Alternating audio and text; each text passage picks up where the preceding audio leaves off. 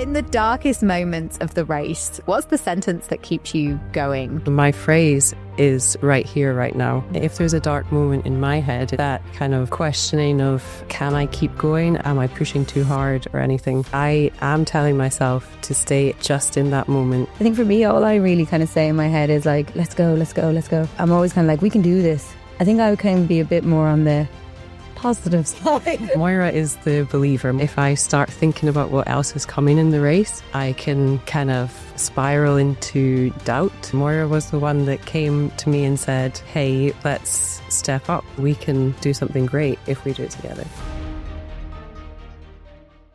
Máire, Rachel, welcome to Decisions That Count. Thank you so much for being here today. Thanks for having us. Yeah. I'm excited about this one. I know you are. I can tell. Anything that's like sport related, I'm all in. Especially if I'm going to be able to like pick up some tips.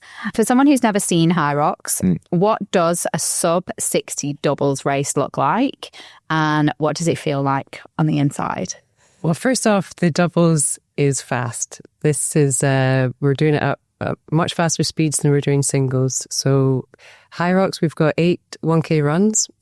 In between the runs, we go run, station, run, station. We've got 8 pretty challenging stations, ski ergs, rowing, sleds. We're doing the pro level, so our sled push is 152 kilos. The pool, I think we're at 102, correct? Yeah. And with the doubles, we are pushing this as fast as we can. So from the inside for me, it is a very intense 57 minutes. Really feels like it's tunnel vision on every movement and every step we take. We are just focused. But it's also a lot of fun. Yeah.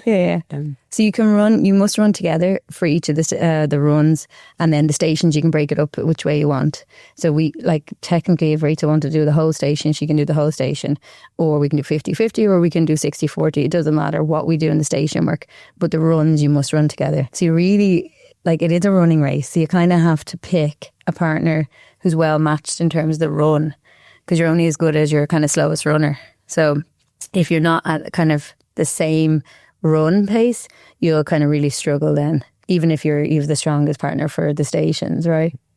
Yeah. And so just remind us of the 8 stations. So we've got the ski erg, the push, the pull, the burpees, broad jumps, and that's 80 metres, and then row, farmer's carry, lunges, and wobbles.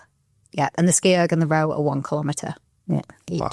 I didn't realize, though, there's actually some strategy there, too. Very much decide who's doing what. I thought you just run it no matter what. And it's quite a new element to HYROX. So HYROX would have started with the individuals and had doubles, but doubles would have been kind of looked at as like your entry level. And then they've made this category, the pro doubles, which is now on par with the individuals. So there's 2 elite races.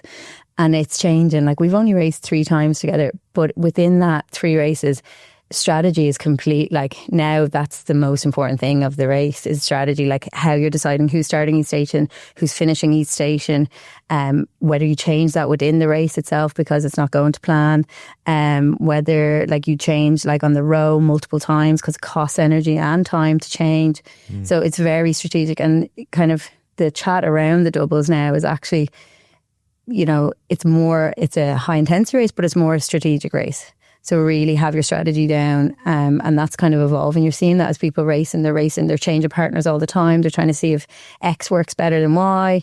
It's exciting, but it is very frustrating in a way because it's constantly changing. Mm-hmm. You know, it's not just simple as the best people win or the fastest people win. Shawn and I were in New York a few months ago, and Shawn took me to my first ever ice hockey game. Oh, yeah. At Madison Square Gardens. And I just could not believe like how frequently they were moving people in and out. They sub like every couple of minutes. Right? Yeah, it was crazy. And it's just making me think of that, you know, like how quick can you do those transitions so you're not losing seconds? Because it's seconds, right? It doesn't matter. Yeah. And time in the rock zone as well. The rock zone is like the area where all the stations are and kind of in between the running track. Yeah. So you want to reduce your time in the rock zone because at the end of it, when you get your time for the individual, you get times for each run and times that you're in the stations, but you also get time where you're in the rock zone. And that's technically wasted time. Am I correct here? Yeah. So transitions are, I suppose, even again, when it comes to doubles. Yeah. So when you're solo, you're trying to survive. Yes, you're trying to get in and out of the rock zone. But with the doubles, you're trying to not waste any time, you know, switch in between me and her, or getting out, you know, like if someone's finished a station, getting out of that rock zone. Someone might need a water, someone might need a job, but you're kind of like, we need to get out and let's not do it here. Let's do it on the run. So it is even that, like when you fuel, when you hydrate, between the two of us is even strategic as well. Yep. It levels up the sport. I didn't realize it. So like, you know, we love decisions on this podcast, but like it sounds like a crazy strategic sport under intense physical pressure too. Yeah. And so many decisions. Yeah. Like you're making decisions constantly. How many, like before you guys even start, are you pre-making some of these decisions? Yeah. As much as we can, I think we have to go into it with a plan and a strategy. For example, we going into our next race, which is in Melbourne, we have the plan as to Máire will be pacing the run. What happens as we come into each station, who is going to start that station? For example, on the ski, how many seconds that person will go on for, and then we will switch. So on the ski, we do about 30 seconds each. On the pools, we are on a grid format in the elite race, so you can literally see once you get to, say, your 6 meters and switch. So those decisions about when we plan to switch, we've made those and we will practice those in training. Also, the small things like when we do switch, I step to my right, Máire comes in on my left. Like little we don't like want any room to lose seconds. Right. Yeah. It's one of the few scenarios where indecision is the worst possible thing. You're just losing time. Yeah. It's a time trial, right? So every second counts. Yeah, fascinating. Yeah. In the darkest moments of the race, because we all know that there are, what's the sentence that keeps you going? Like, are you cheering each other on, or are you in your own head just going like, keep going, you know? This is such a cool question too, because I think for non-elite athletes, of which there's one here, it's like a constant decision of just to keep going, right? Like it's just a constant internal battle for endurance sports. So yeah, I'm really interested. What do you guys do in this? I think we're very different, actually. I think we are. Rachel's like a very silent, head down, really focused. Like, for example, I just remember the wall balls in Hamburg. So my background is running, but I did then, when I moved to Singapore, start playing Gaelic football. So then I started kind of in a team sport. So I'd have a little bit more of that kind of like, go, go, go, go. And I noticed in the wall balls, it was really loud and really intense. And Rach was doing them, and she's doing them perfectly. So I was like, I'm just going to start talking to her, and I'm just going to start saying, Rachel, just focus. Don't listen to anything. And I could see her being like, she was like, what? What are you saying? I was like, oh, actually, you're silent. You don't want me. She thought I was giving her some kind of instruction. So then she was all like, something wrong. I did. So I was like, oh no, I'm actually not having at all. So I tend to be a little bit like when I race on the rower as well. I'm always like, come on, Rach, we can do this. I'm a bit more of that vocal. But then Rach is I now know that maybe she doesn't respond to that. But I just think, when I'm speaking for you, I shouldn't be, but from my point of view, I think you're very like head in, doesn't speak, just endure kind of thing. I think you're right. If there's a dark moment in my head, it is that kind of questioning of, can I keep going? Am I pushing too hard or anything? And therefore I am telling myself to stay just in that moment. So my phrase is right here, right now. That's what I've carried with me from the World Champs in Chicago, and when we raced in Hamburg recently. I have to bring myself just to focus on where I'm at. If I start thinking about what else is coming in the race, I can kind of spiral into doubt. So I literally on a run will be saying every footstep, just take that footstep, just think about your foot strike, think about pushing through the ground as you take that footstep.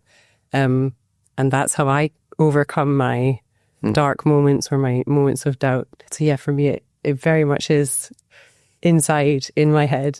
Right here, right now. And do you cheer each as well, or just like what? You're very quiet. Yeah, we are quiet. Yeah, I'm quiet, but maybe I think we're quiet as a pair. Like, I really only speak once or twice. On the runs, I will be a little bit more vocal because I tend to be leading the run. So I'll be like, come on, Rach, come on. Yeah. I think for me, all I really kind of say in my head is like, let's go, let's go, let's go. like, I'm always kind of like, we can do this. I think I would kind of be a bit more on the positive side. Moira is more...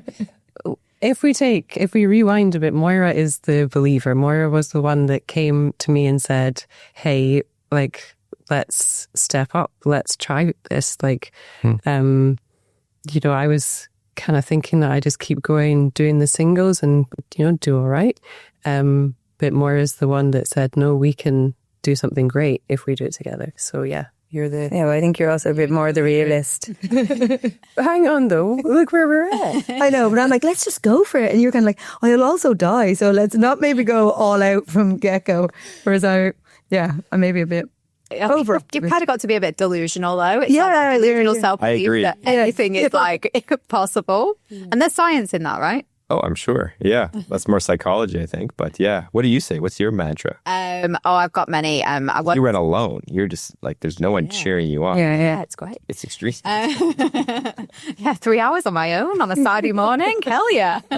Having young kids, I get it now. It's like the transition to like regular life. So like, be here, what was it? Be right here, right now. And I resonate with that because when I'm with my kids, as just a dad, to be honest, I struggle sometimes to get out of whatever work is given me. So I try to be here is something that I always try to do with my kids. How is that what you guys do in elite racing? How does that affect, the decisions and your mindset outside? Do you do that when you hit like a tough part as a parent or a professional, or does any of it bleed over? Yeah, maybe with parenting a little bit. Yeah, like I suppose, this too shall pass. I say that quite a lot with my kid. My kid's only young, but like, it's a phase. Everything is a phase. So I'm always kind of like around, like, if he doesn't sleep tonight, it's not going to be forever. He doesn't sleep, So I do kind of think this too shall pass. I use that quite a lot with him. More just that, if something's chaotic, it's not chaotic forever. So I would use that quite a lot. But I don't know if I use quite let's go with Connell very much. There's definitely the feeling of being present when you're with your kids and focusing on that moment. So for sure, that kind of feeling of just being in the present moment and focus on that definitely comes into the parenting. The other part of like what we've spoken about is our planning and our decision making prior to our racing. Like that comes a lot into parenting. Yeah, I think there's especially a lot of trying to fit in training. Yeah, there's a lot of routine and a lot of planning and decisions that you're trying to make up front, so that when you're then with your kids, it's not chaos and emotions coming into everything. It's kind of stealing time away from them because you've planned it better and made better decisions. I actually that was going to be my next question, was the difference between the decisions in training versus decisions kind of on the day. But like, what does it take to train to get to this level? What does your training look like? So in the last couple of months, Moira and I are now working with the same coach, and that's been really, really good. In terms of our volume, we've probably got 2+ hours a day worth of training. Like 12 to 13 hours, maybe 12 to 14 hours a week. Yeah. Which can be split into different sessions. It's not like a massive 2-hour block. We have very much hard days and easy days. And I think mentally that's quite nice. That on a Monday we, are going to push ourselves physically. We're going to really put a lot of effort in there. And then on a Tuesday, normally we take it a lot easier. Other decisions in terms of preparing for it, like, okay, so you've got your training schedule and the decisions, I'm sure they're kind of preset. So, like is it a 12-week plan, 16-week plan? No, we actually get it very weekly. So we get it like on a kind of Saturday for the following week. Yeah. And it's ongoing until we decide not. There probably is some, I would like to hope there's some thought and there's peaks. And then it would, so maybe 6 to 8 weeks probably before we peak, and then a deload, and then a reload again. And this is all done by a trainer for you. Your trainer does all of this, so you don't have to make those decisions. No. You get your schedule and you're like, you just have to make the time, right? Yeah, it works really well for me. I'm sure it works well for you. And I think a big part of that is that you've taken all of the decision making about what should we do, when should we do it. Yeah. We are not doing that. We then are very routine based in life with kids. So, when we are going to train, it's like an appointment. So literally you turn up, you check your training and you get it done. And a lot of the decision making that could be quite draining and quite confusing about, am I doing this right? A lot of that's taken away. I've tried to do some kind of programming myself in the past, and actually I just find that on top of everything else, I just want to be told what to do. I don't want, in terms of training, I want to believe that it's the right thing for me, but I also don't want to have to plan myself or make those decisions. HYROX as a sport is already so evolving and no one knows exactly how to train for it yet. So if I have kind of all the repertoire of training that I could do, then I have to make the decisions of, okay, well, today I'm going to do this. Oh, well, I like this, but I don't like. I just wanted a coach to make those decisions. So at least then it's one less for me to have to do. Yeah, because kind of to further that point, there's so much information now about how to train for HYROX. If you open social media, then it is just a bombarding.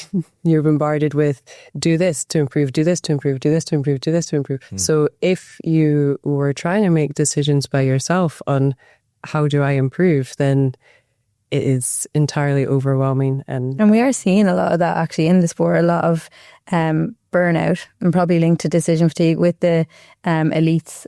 Some elites are racing all the time.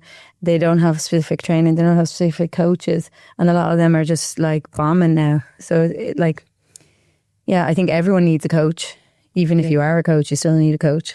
Yeah, it's fascinating. I think a lot of that as well with like your athletes, but you're not full-time athletes, right? Like you both are like moms and you're both working and there's just a lot going on that then to have to make the decisions and manage training on top of it starts to feel impossible, and I think maybe a lot of kind of regular people, myself included, don't realize that you have coaches to help you make those decisions, to put that plan in place that you can just execute. And I think it's kind of really big learning for people, whether if you can't afford a coach, get a program from AI. There's so much online now. Yeah, like so much. Find a program and get it and stick to it rather than trying to do it yourself. Even with running, it's the same.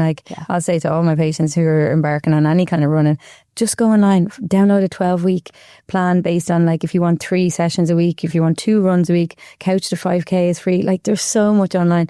Just don't take that part on as well as embarking on a journey of fitness. You can offload some of that to someone else and the journey will be easier. You just have to execute. You don't have to pick what you're doing every day. I think what people don't realize too for elite athletes or any athlete is decisions have a physical cost as well. So we talk about decisions in regards to leading to decision fatigue, but research is showing a volleyball player can jump a certain height in training, right? So not playing the game, just jump as high as you can. As soon as you put that volleyball player in a complex environment, like an actual game, their ability to jump a certain height significantly declines because they're trying to process everything that's happening and make strategic decisions, right? So decisions can actually distract you and lower your physical performance. That's why I find the sport so interesting for you guys, is if you can pre-make decisions, you'll actually see a closer alignment to your training scores, to your actual game day scores, right? Versus going in and having to make a ton of decisions, your physical performance will drop because you're focusing on cognition. Yeah. So I think people don't realize that making those decisions and strategy actually has a physical cost that comes with it. So it's really, really smart, all the things you guys described. It's quite often we don't think of our brain as kind of a muscle or an engine too that can run out of gas. How do you break a doubles race into numbers? And I think this question is maybe for you, Rachel. What metrics keep emotion from hijacking pacing? What I would start with is that we really can't have emotion in the race. I think you have to try and not be emotional about what we're doing and not feel too much about whether we're doing it right or wrong. So that's why we're making so many of the decisions before, or as much as we can before we race. But we have so much data now. When we're training, a lot of our training, we're looking at our heart rates and our heart rate thresholds. That's then helping us figure out our pacing most importantly on the running. And then when we go into our the elite format of the HYROX race, you're actually on a 200 meter running track. So you're going to do on the 1K laps, you're going to do 5 laps of this 200 meter track. So it's perfect for numbers people. You know, we can literally split that into saying, I want to do every lap in 45 seconds, and you can just have your watch. You don't want to be guided too much on your watch. You don't want to be staring at your watch the whole time, but you can check. As we mentioned before, when we come onto the stations, we've got a plan about when we're going to split it, either by time, the 30 seconds shows up on the ski erg, we switch. You know, when we're on the sleds, we've got that grid format. We can literally say halfway switch, and both of us know we're going to do that switch and we're ready for it. So there's a lot of data that can come in, and then the format of the race that we're doing really helps us. So you pre-make decisions, but do you have like if then? So if you're running slower, so you've already pre-made a what if contingency scenarios as well. Yeah, and I think we kind of keep that a bit fluid as well. And we'll be like, look, even when we make these decisions in advance, it's like, look, anything can happen. Stuff can happen within the race that we have to change. So that's when we become verbal. So then that would be like, okay, and that might happen on the run where I'm like, Rachel, I'm dying, I need you to start the carry, and she'll be like, cool, or vice versa. Decisions like that we make in the race, it has to be very instinctive almost, and it has to be very fast. So when, for example, we might switch our order of when we start farmer's carry, but then I remember in Chicago, Moira wanted to come off the roar. She was quite close to the end of our 1K, and she was like, Rachel. I said, no, you're not doing it. Finish. Because that would have actually cost us more time. Her coming off the roar and me coming on, that would have cost more than her going at a slightly slower pace and finishing it, and then we can get off and run. So fast decisions and quite instinctive. It has to be, yes or no, it's happening, and suck it up. And reading each other a little bit. Knowing each other well enough. Yeah. And it's funny because like me and Rachel, we've only raced together 3 times, but we're very similar in that sense. Even though, like I said, we don't know each other that well, like we don't hang out every day or whatnot, and we don't train a lot together. Ever since the start, there's kind of been no emotion in it, in a good way. Like I think the first time we raced, we said, look, please don't take that in personal if I say something, and you were like, yeah, same. But never ever since then have we ever been like, neither of us have been, annoyed with the other person after a decision went wrong, or very rarely they do go wrong, but any decision, there's actually been no emotion, like sensitivity, let's say. Yeah. So it's actually really nice racing with Rachel with that. Like if I make a decision, I know she won't hold it against me, and vice versa. There's been no animosity, no matter what ever happens. So for us, I think it is very pragmatic, and like you made a decision, that was what you had to do in that moment, but it's gone, it's done. Like there's no drama afterwards. And that's, because we're a team at the end of the day. Yeah. And if we need one of us to kind of pick each other up a little bit, then that's what we're there for. That's part of doing it together. You've just said something really unique there. So I've got a lot of friends who do HYROX, and they do them in doubles, and they've won, their rounds. And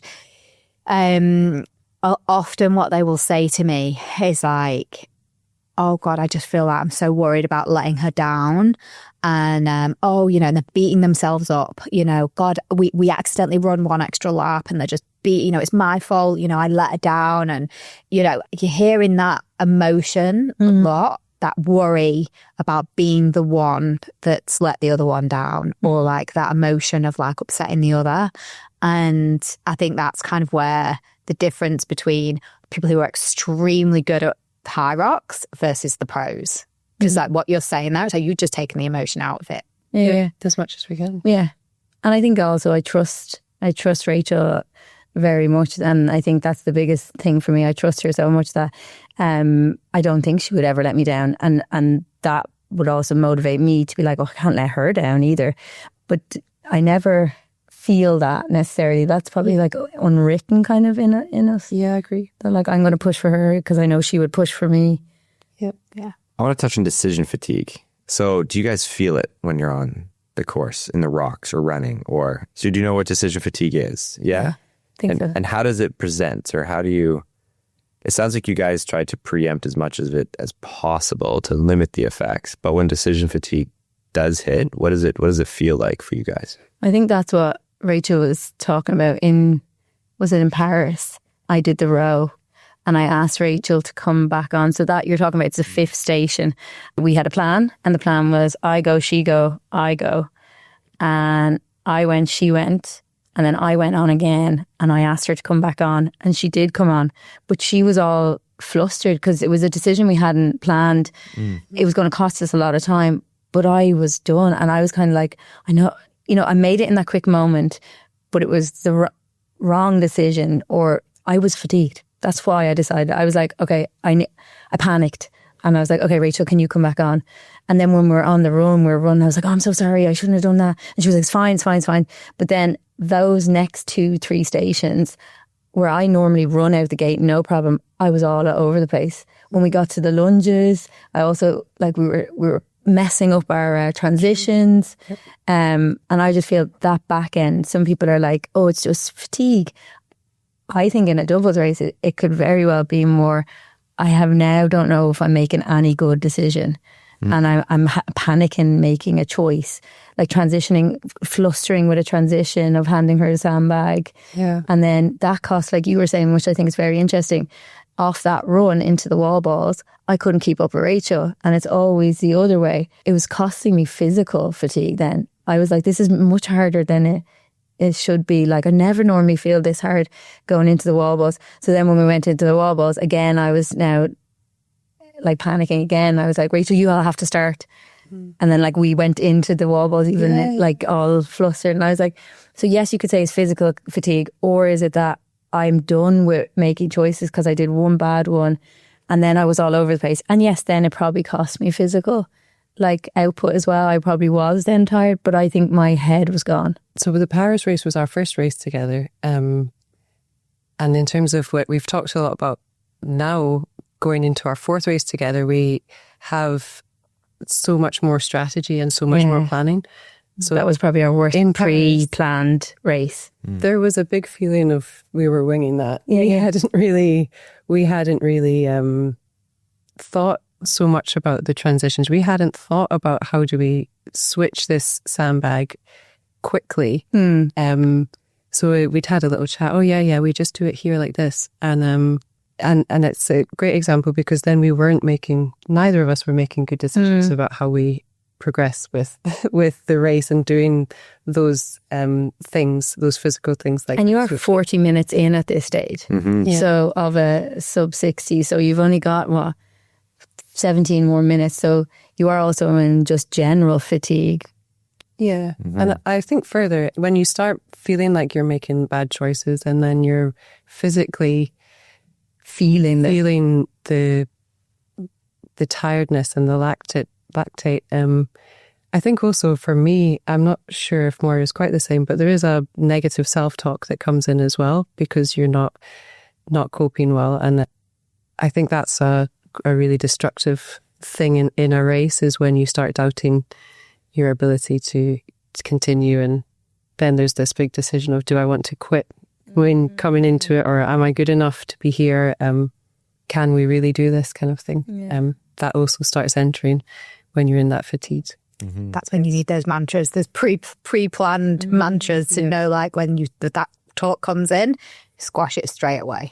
And it's always great to hear different stories, because we've heard from how many different people describe such a similar thing of decision fatigue, because we know it causes, even from our own clinical trial, a loss of team cohesion, right? Which is kind of what you described there. Kind of all disarray, like. It causes a decline in physical performance, which you described, loss of confidence in your decisions. Right? And so that's that self-doubt is loss of confidence in your decision-making prowess, right? So what you just described is kind of casebook decision fatigue. And within 40 minutes, it's there, right? And usually these top tier athletes like you guys, it's not how well you're performing. It's about minimizing mistakes. Yeah. That's the difference between a win or a lose. It's unforced errors, right?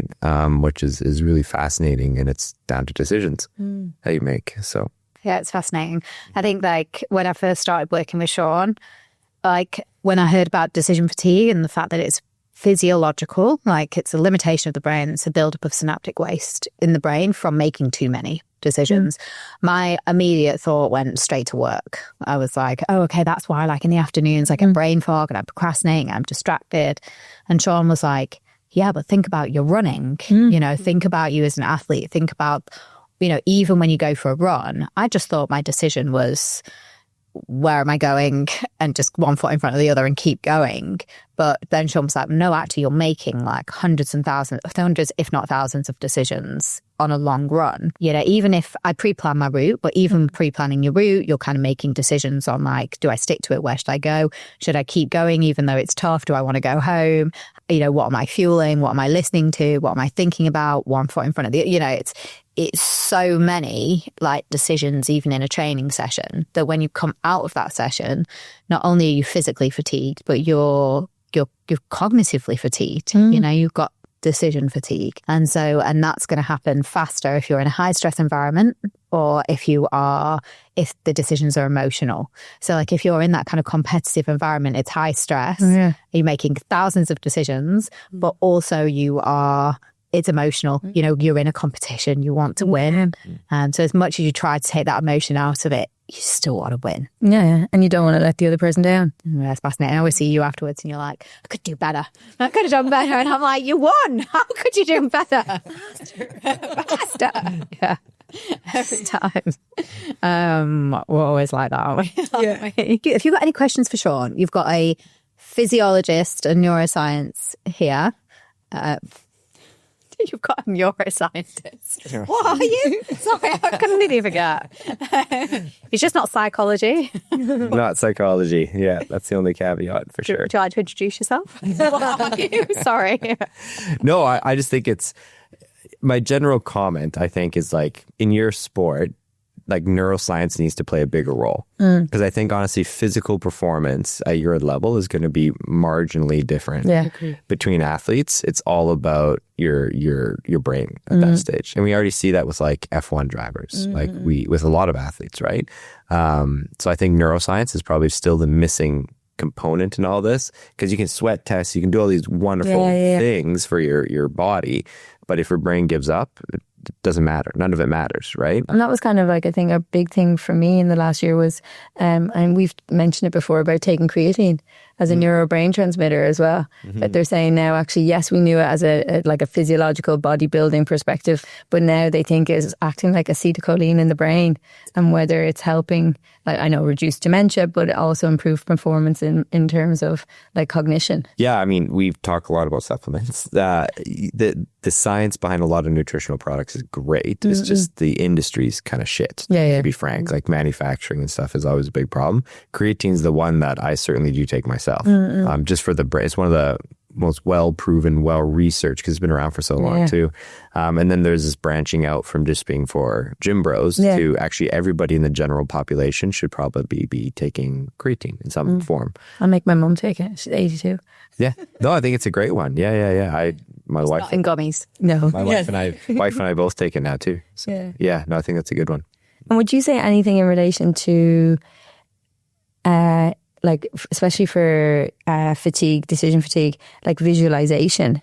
Does that, because you're talking about planning, right? And we plan a lot, but actually visualizing it in terms of neuroscience in the brain, can that reduce fatigue? Like actually visualizing, making those decisions, and like a playbook, but like actually sitting down and visualizing it. That's probably more psychology, because they're related to like motivation, the concept of motivation for visualization, right? Like I see what I want, I'm going to chase it. It's more of a psychological question.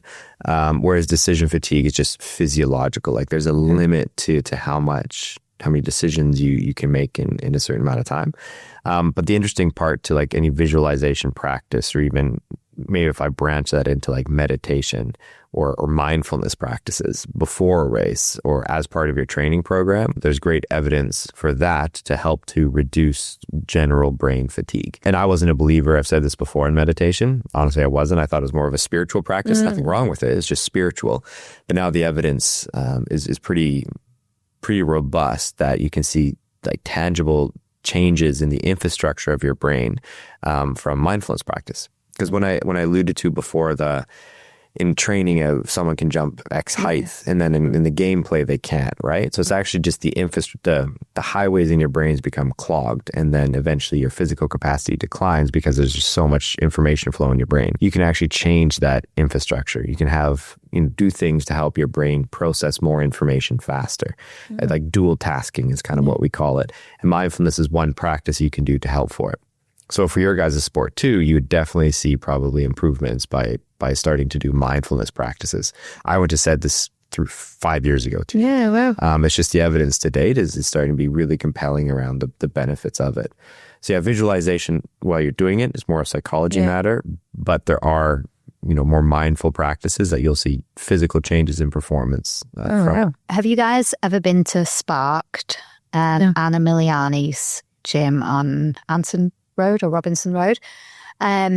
So she does CMDT, cognitive motor dual tasking training, and it's basically where you train the body and the brain at the same time.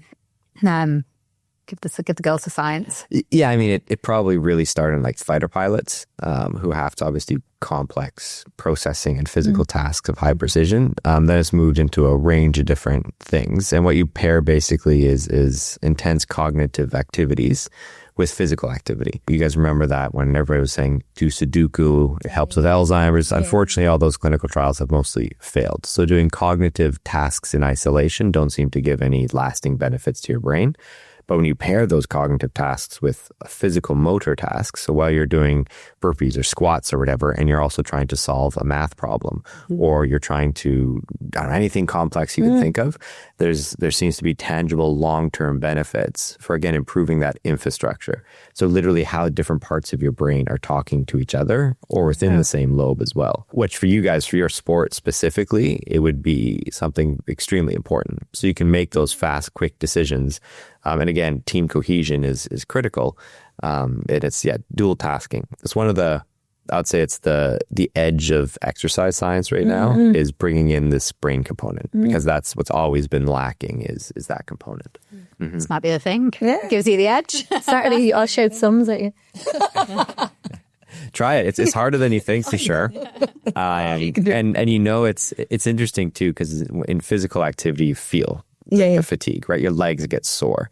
In dual tasking, quite often people say they get frustrated. And so when you're shouting sums out and you can't answer fast enough, you get frustrated with yourself. I think that's kind of the feeling that the same as your muscles getting sore as your brain gets frustrated. So it means it's working. Okay. So, give it a go. Thank you so much, girls, for coming. This is so nice to talk to you and just learn from you guys and hear not just about kind of like decisions, but just I like hearing all about the race, what you guys what the winners are doing. I see it being in the Olympics one day. Now that I learned a bit more about it. Like, that is their goal. They're trying to get into Brisbane. Yeah. So they should get an answer within the next year. I think it'll affect Máire and Rachel. They don't want different nations competing together. So she's Scotland, I'm Ireland. So in the next year, they're going to make that you must only compete with someone from the same nation. No. Yeah, but it wouldn't matter to us. We won't make Brisbane. We're too old. They've said only the people in the age group 16 to 24 will most likely get into the Olympics with this sport. No. No. Well, then now she's a dreamer. Visualizing. Yeah. Delusional. I love it. So good. Good luck with the next race. Thank you for watching. I think this is going to go out after Melbourne. So we'll post the results below. We haven't given away too many secrets. Yeah. Well, that's it, right? Yeah, this is going out afterwards. So it's all good. Yeah, just really thank you so much. Oh, thanks so much for giving us the opportunity. It's great. Everybody still listening, watching, thanks so much. We will link to the girls' profiles below so you can check them out on Instagram, maybe follow a little bit of their journey. And as always, make every decision count. And we'll see you next week. Bye.